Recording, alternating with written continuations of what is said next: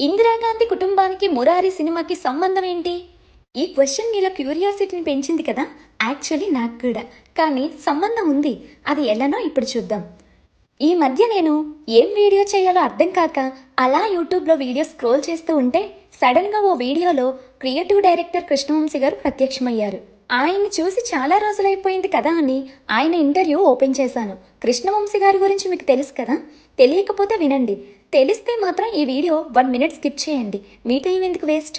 యాక్చువల్గా ఆయన పేరు పసుపులేటి వెంకట బంగారరాజు, కానీ స్క్రీన్ నేమ్ కృష్ణవంశీ అని పెట్టుకున్నారు. వంశీ గారు ఆయన కెరీర్ రామ్ గోపాల్ వర్మ గారి దగ్గర అసిస్టెంట్ డైరెక్టర్గా ప్రారంభించాడు.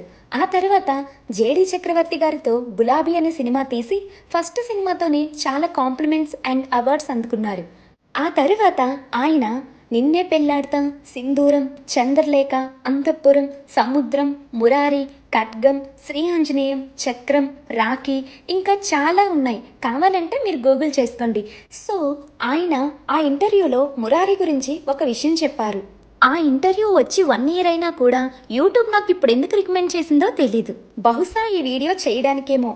అందులో ఆయన ఏం చెప్పారంటే, మహేష్ బాబు కోసం కథ ఆలోచిస్తున్నప్పుడు కృష్ణుడు బృందావనంలో ఉన్నప్పుడు ఉండే మంచి ఆహ్లాదకరమైన వాతావరణం ఎలా ఉంటుందో ఈ సినిమా అలా ఉండాలి అనుకున్నారంట. తరువాత అందరూ ఇంట్రెస్టింగ్గా ఉండడం కోసం శాపం అనే కాన్సెప్ట్ ఐడియా వచ్చి ఆలోచిస్తుంటే ఇందిరాగాంధీ ఫ్యామిలీలో ఆమె భర్త ఫిరోజ్ గాంధీ 47 ఏళ్ల వయసుకే గుండెపోటుతో చనిపోయారు. ఇందిరాగాంధీ తన బాడీగార్డ్స్ చేతిలోనే హత్యకు గురైంది. ఆమె కొడుకు రాజీవ్ గాంధీ మానవ బాంబు చేతిలో చనిపోయాడు.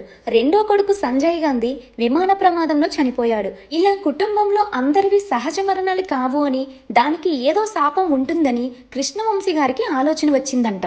ఆ ఆలోచన మురారి సినిమా కథగా మారి మన ముందుకు వచ్చింది. నిజంగా సూపర్ కదా. ఇప్పుడు కృష్ణవంశీ అంటే అందరికీ తెలియకపోవచ్చు, కానీ 90s కిడ్స్కి మాత్రం ఆయన ఏంటో తెలుసు. ఈ వీడియో మీకు నచ్చితే like and me opinion comment చేయండి. అలాగే ఇలాంటి మరిన్ని వీడియోస్ కోసం ఒక సబ్స్క్రైబ్ చాలు. మీ దగ్గర నుంచి ఇంకేం ఆశించను, ఎందుకంటే నేను మీ జాను.